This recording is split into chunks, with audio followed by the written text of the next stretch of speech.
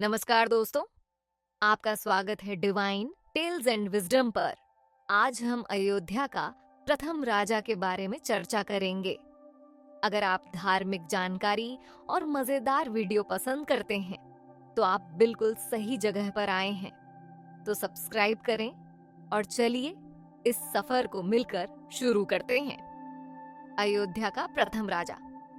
वाल्मीकि रामायण में महर्षि वशिष्ठ ने राजा जनक और उनके छोटे पुत्र कुशध्वज के सामने राजा दशरथ की पूरी परंपरा बताते हुए कहा कि ब्रह्मा जी अव्यक्त है, नित्य, शाश्वत और अविनाशी है।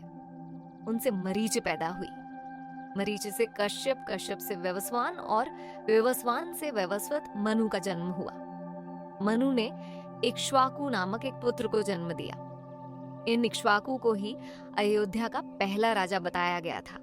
इक्ष्वाकु के बाद क्रमशः कुक्ष, विकुक्षी, वाण, आनरण्य, पृथु, त्रिशंकु, धुंधुमार, युवनाश्व, मांधाता, सुसंधि, ध्रुवसंधि, भरत, असित, असित की विधवा कालिंदी से सगर, असमंज, अंशुमान, दिलीप, भगीरथ, कुकुत्स्थ, रघु, प्रबिद्र शाप से राक्षस हो गए थे।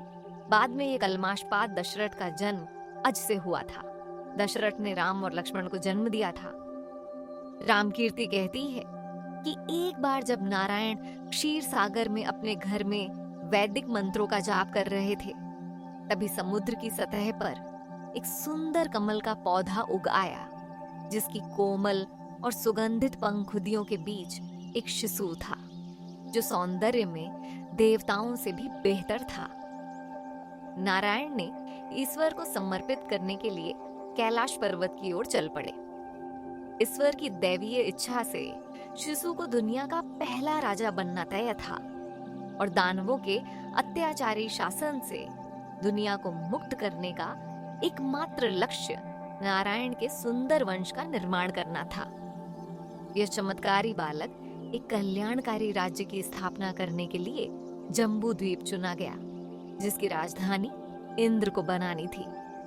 इंद्र ने ईश्वर की आज्ञा का पालन करने के लिए नीचे जम्बू द्वीप गया, जहां वह 4 ऋषियों अचनागवी, युगाग, दाह और याग से मिला।